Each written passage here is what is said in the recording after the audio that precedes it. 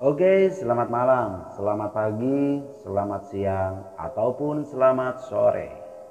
Dimanapun kalian berada, semoga sehat selalu. Dan semoga diberikan keselamatan dan perlindungan oleh Allah Subhanahu wa Ta'ala. Dimanapun kalian berada, masih tetap di channel Herjinata, konten yang menceritakan tentang cerita misteri, mistis, mitos, dan sejarah. Dan di video kali ini saya akan menceritakan kisah warung gaib di kilometer 15, jalur Alas Roban.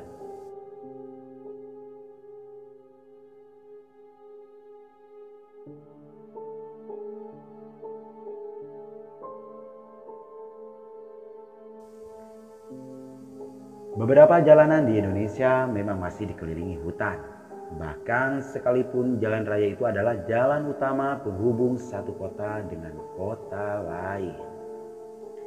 Sebut saja sepanjang jalur Pantura yang terkenal dengan keangkerannya. Lalu ada jalur hutan Blora yang baru-baru ini juga kembali ramai jadi perbincangan di media sosial. Karena tak kalah angker. Kini yang kembali ramai diperbincangkan adalah jalur Alas Roban. Jalur ini tak asing lagi bagi para pengendara lintas Pulau Jawa. Alas Roban sendiri dulunya adalah kawasan hutan jati yang dikenal sebagai tempat pembuangan mayat korban penembakan misteri atau disebut Petrus tahun 1980-an. Dari latar belakang tersebut, maka tak heran jika jalur Alas Roban ini cukup menguji nyali siapapun yang melewatinya. Apalagi ditambah dengan cerita tentang tindak kejahatan yang kerap terjadi di Alas Roban. Selain itu, jalan yang berkelok-kelok di jalur Alas Roban menambah kesan menantang bagi siapapun yang melintas. Kabar kecelakaan tragis di jalur Alas Roban, Batang, Jawa Tengah itu pun kerap terdengar. Beberapa mengaitkan kecelakaan yang terjadi dengan hal-hal gaib yang ada di jalur tersebut. Pemilik akun Twitter yang bernama Bukan Hajar membagikan pengalaman mistis jalur Alas Roban. Kisah yang dia bagikan itu dialami sekitar tahun 2001 hingga 2005 oleh sebuah keluarga yang tinggal di Secang. Langsung saja kita dengarkan ceritanya dan simak videonya. Dan semoga videonya bermanfaat untuk kita semua. Kala itu satu keluarga ini berencana hendak mudik ke Jakarta melalui jalur Alas Roban. Mereka berangkat sore hari supaya perjalanan lebih santai dan tak bertemu dengan lalu lintas yang ramai. Mereka berangkat sekitar pukul 4 sore. Keluarga itu tak merasakan firasat apapun saat memulai perjalanan. Namun sekitar pukul setengah 10 waktu Indonesia Barat atau setengah 10 malam, mereka mulai memasuki area Alas Roban. Jalanan berliku mulai terasa, begitu juga dengan suasana mencekam yang turut terasa.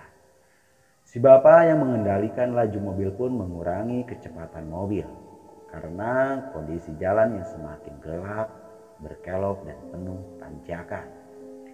Sisi kanan dan kiri jalan adalah jurang. Sebenarnya rasa ganjil mulai hinggap sejak pertama masuk ke jalur ini. Mereka merasa tak berpapasan dengan kendaraan lain. Artinya hanya ada mobil mereka yang sedang melintas di jalur tersebut. Padahal jalur tersebut adalah rute yang harusnya ramai kendaraan menuju kota Tegal.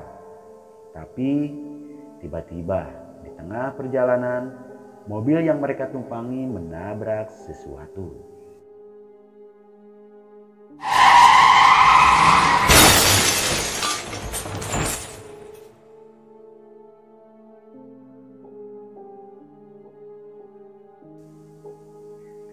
Si bapak dan kakak turun untuk melihat kondisi.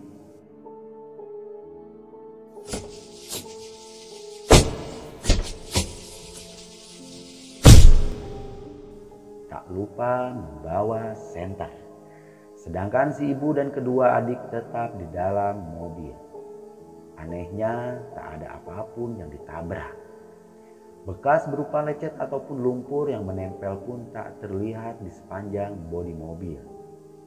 Pemeriksaan kondisi mobil itu pun dilakukan berulang kali, tapi hasilnya masih sama. Heran pasti, tapi perjalanan lantas dilanjutkan.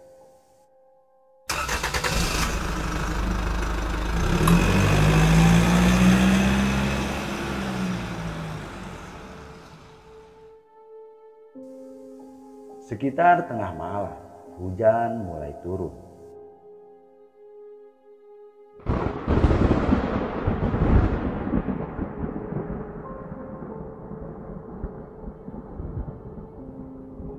Meski rintik-rintik, tapi cukup mengganggu pandangan pengendara.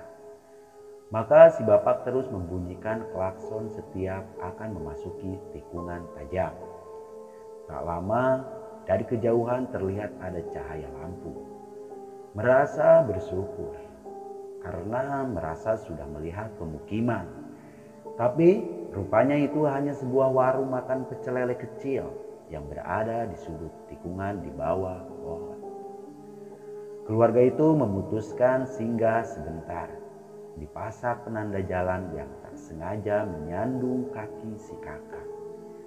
Tertera keterangan kilometer 15. Kok jam segini masih buka, Pak? Bapak jualannya sendirian? Si kakak iseng bertanya saat memesan makanan dan minuman panas. Iya mas, ini sudah mau tutup kok. Masnya datang. Saya jualan sama istri saya. Itu istri saya mas. Jawab si pedagang. Keberadaan istri yang ditunjuk itu mengherankan si bapak dan kakak. Pasalnya si istri itu berdiri di pintu. Sedangkan saat mereka masuk tak ada yang menyadari keberadaan si istri. Tapi hal itu tak terlalu dipikirkan. Setelah kenyang menyantap makanan yang rasanya cocok di lidah mereka, keluarga itu melanjutkan perjalanan lagi. Tapi saat masuk mobil, untuk kedua kalinya si kakak tersandung pasak penanda kilometer 15. Kondisi area Alas Roban masih hujan rintik-rintik.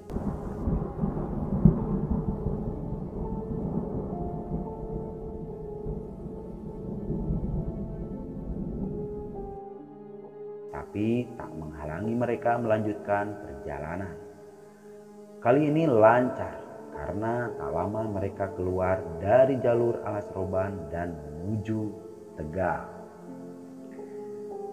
Tapi perjalanan yang lancar itu terjawab saat keluarga tersebut kembali ke rumah mereka melalui jalur yang sama. Kali ini mereka memilih berangkat dari Jakarta pagi hari.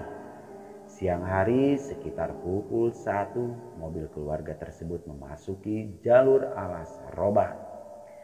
Rasa lezat warung pecel lele itu belum terlupakan hingga mereka ingin singgah kembali. Tapi sayangnya warung tersebut buka sore menjelang malam. Si adik pun ingin buang air kecil. Karena jalur tersebut adalah hutan, maka si bapak menepikan mobil dan menyuruh adik buang air kecil mepet mobil. Sembari menunggu adik menyelesaikan hajatnya. Menikmati pemandangan Alas Roban adalah pilihan. Tak sengaja, kakak melihat pasak penanda kilometer 15. Iya, pasak itu adalah pasak yang sama yang saat perjalanan menuju Jakarta membuatnya tersandung. Sudah pasti kaget. Posisi pasak itu rupanya persis di tepi jurang. Mereka masih ingat posisi warung pecel lele yang mereka singgahi itu berada sekira 3 meter di belakang pasak. Merasa aneh, kakak memanggil ibu dan bapak, lalu menunjukkan pasak dan lokasi warung.